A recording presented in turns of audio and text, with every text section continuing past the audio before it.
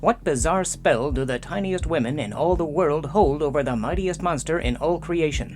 Whence came the whimsical notions that turned a genre of film on its head? How did dire political turmoil result in one of the most charming tales in monster movie history? For the answers, we'll dive into the Luminous Fairies and Mothra, which is now available in English for the first time. By decree from Toho Studios, 2026 is the year of Mothra. To celebrate, we'll look into the foundational novella and turbulent history from which this resplendent queen of the monsters first hatched. I'm Tyler Martin, and this is Monsters from the Id.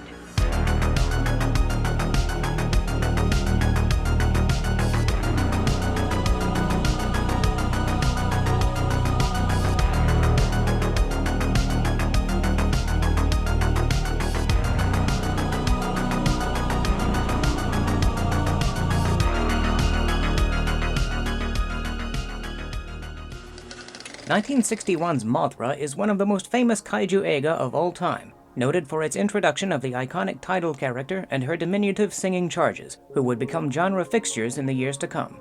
Mingling spectacular city-wrecking theatrics with hefty doses of fantasy, musical numbers, and more, it tells a monster story of a decidedly different sort. It's a spellbinding flight of fancy that, in its day, offered a little distraction from the weightier goings-on in the world, while simultaneously reflecting them in a rather surprising way.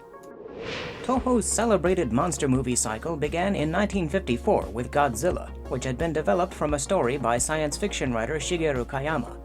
Following that film's success, the studio would call on a host of sci-fi authors to pen the treatments for pictures like Rodan and the Mysterians. This series of popular successes was still going strong in the early 1960s, and looking for a change of pace, producer Tomoyuki Tanaka and company decided to approach Shinichiro Nakamura for the next giant monster epic.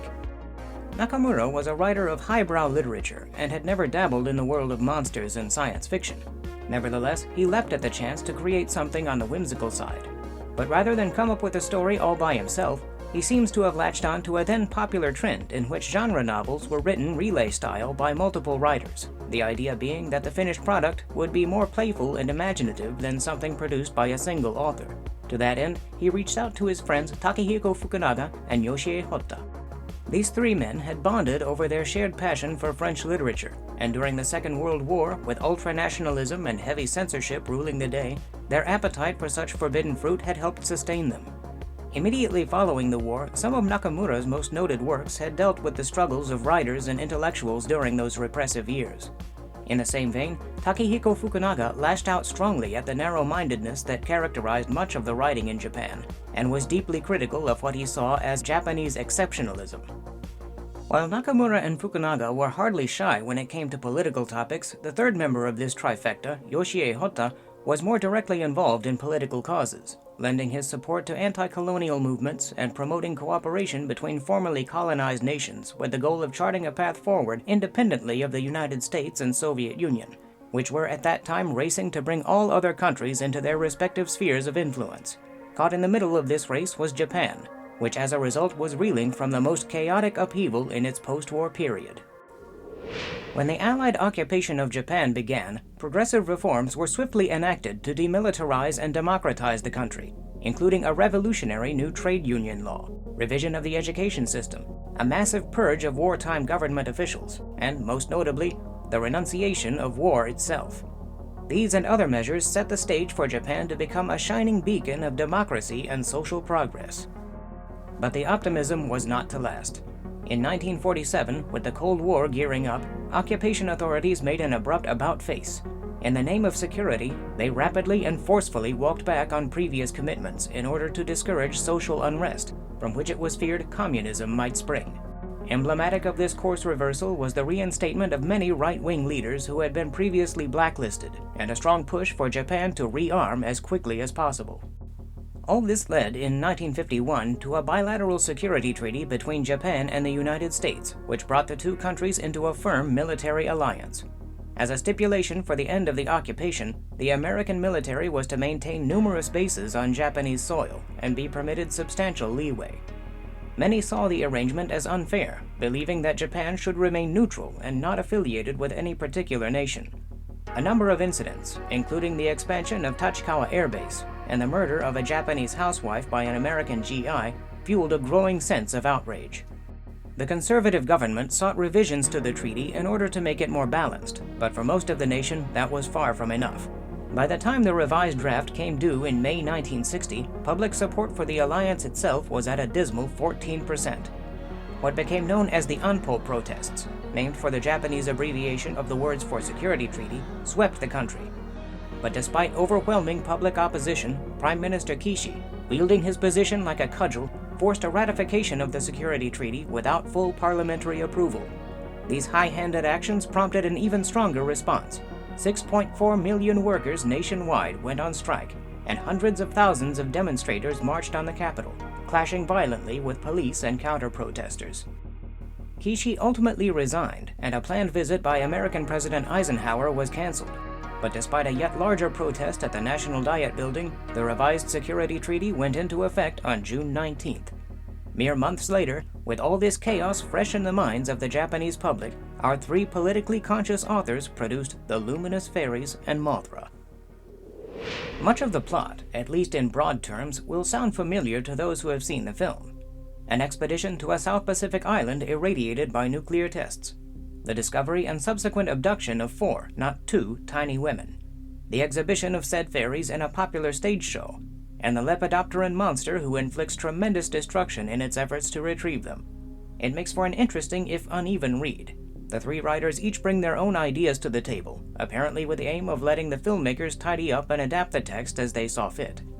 One very apparent through line is the critical attitude toward the fictional superpower nation of Rosylica, a portmanteau of the Japanese pronunciations for Russia and America, and its one-sided relationship with Japan. It is this country's repeated nuclear tests that render Infant Island a radioactive wasteland.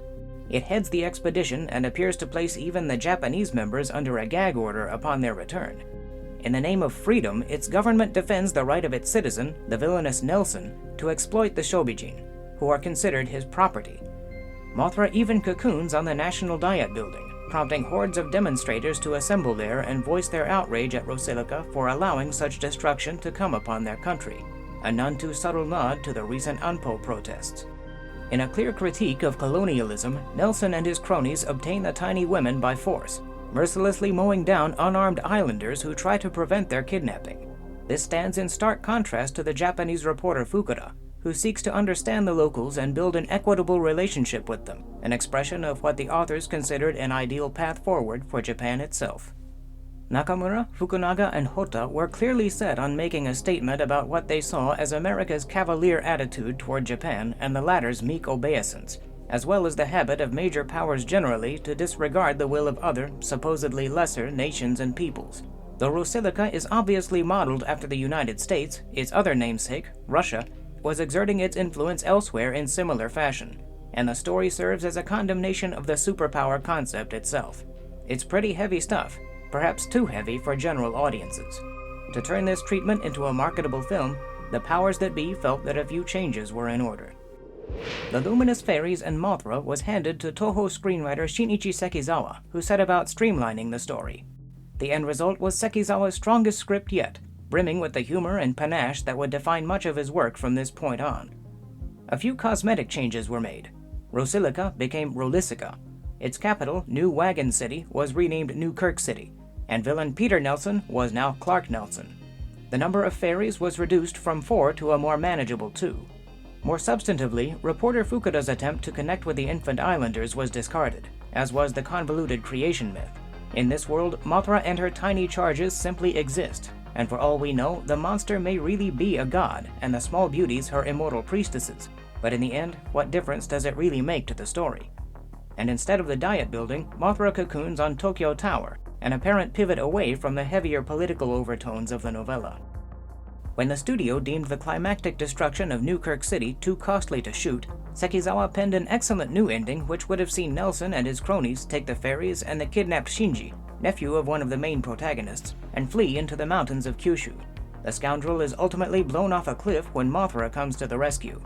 This was the first sequence shot for the film, but Columbia Pictures, who had acquired distribution rights early on and had a say in the film's content, demanded that Mothra attack an American-style city. The screenplay was thus hastily reworked to include the original ending. Instead, the heavy meets his fate at the hands of Rolisican police, and while somewhat anticlimactic, even this is better than the novella. According to the present translation, Nelson survives an assassination attempt, and no further mention is made of him. The sudden change also meant that the film's budget would be stretched further than planned, and the production suffered in some areas. The miniature sets for Newkirk City, while impressive in scale, could not be executed to full satisfaction.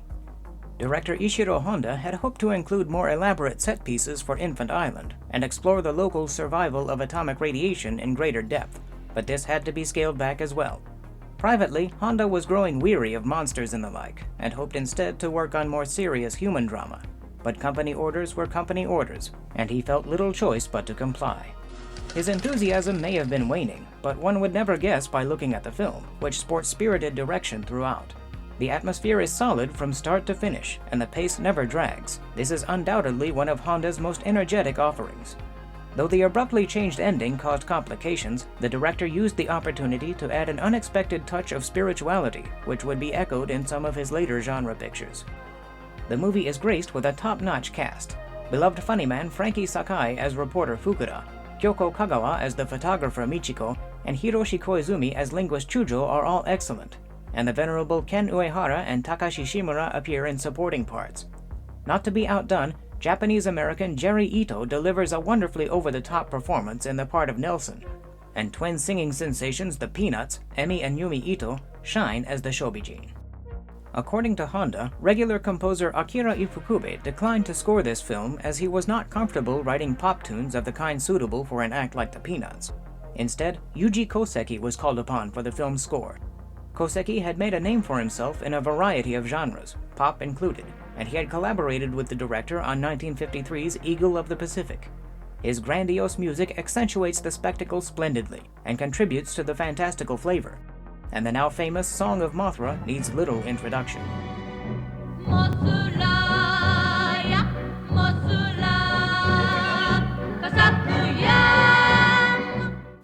And what of the title character herself? Author Shin'ichiro Nakamura conceived the notion of a monster that underwent a metamorphosis, and the idea of a moth seemed like a natural fit, presenting special effects master Eiji Tsuburaya and his crew with a unique new challenge, which they tackle with gusto. Through a combination of techniques, Mothra appears first as an egg, then a massive larva, a cocoon, and finally a glorious adult moth, forming a unique new axis around which Tsuburaya stages some of the most extraordinary visuals of his career. All of this is in service to a story which turns the usual monster movie formula on its head.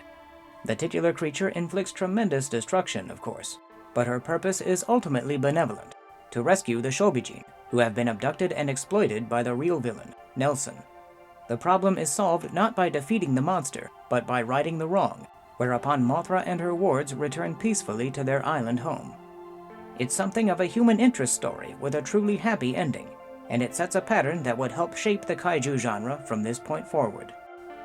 While reviewers often comment on the changes made from the original treatment to the finished film, surprisingly little is said about how much of it survives.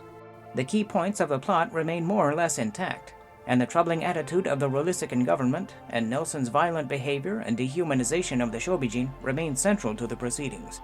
The political edge may have been blunted, but its presence is still keenly felt. A few years prior, Godzilla had hit a cultural nerve to become a landmark monster film, paving the way for Mothra to do much the same thing, but with strikingly different results. With Mothra celebrating its 65th anniversary, now is a perfect time to revisit the story that started it all, and thanks to translator Jeffrey Angles and the University of Minnesota Press, readers in the English-speaking world can finally do just that. This volume offers the Luminous Fairies and Mothra in full, presented in 3 sections, each written by a different author. As mentioned, this results in an unusual reading experience, with key elements being introduced and forgotten at the drop of a hat. The final act by Yoshie Hotta in particular is more of a rough outline than anything. Compounding the sense of awkwardness is a somewhat clunky translation that doesn't seem too concerned with sounding natural. Still, after relying on synopses for so long, it is nice to have the work itself so readily accessible. As with the previously reviewed Godzilla and Godzilla Raids Again, the Luminous Fairies and Mothra includes an in-depth afterword by Angles, which, the occasional factual foible notwithstanding, explores the background of the novella in fascinating detail, addressing everything from the political confusion of the day to the surprising influence of Dr. Dolittle. This excellent edition makes the Luminous Fairies and Mothra doubly worth seeking out, not only for kaiju fanatics, but also those interested in Japanese film and literature, Cold War history and politics, or perhaps just something a little offbeat. In a recent interview, Angles expressed interest in bringing more kaiju-related literature to English audiences, and Monsters from the Id looks forward to any potential fruit this desire may reap.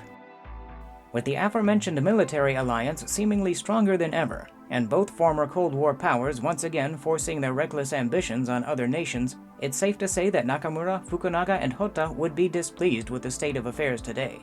But as we have seen, wonderful things can spring even from dire circumstances. Like the Shobijin, we can choose to respond to these and other trials not with despair, but with hope. We may not have Mothra to come spirit us away, but as long as we can find reason to keep going, then all is not lost. Whatever may come, that choice is always ours. With this text finally available in English, with informative commentary to boot, fans can greater appreciate how these 65 years of Mothra all began, and it is a small revelation, still pertinent in these troubled times. If you enjoyed this video, please give it a like, share, and subscribe for more Monsters from the Id. As always, thank you for joining me. I'll see you next time.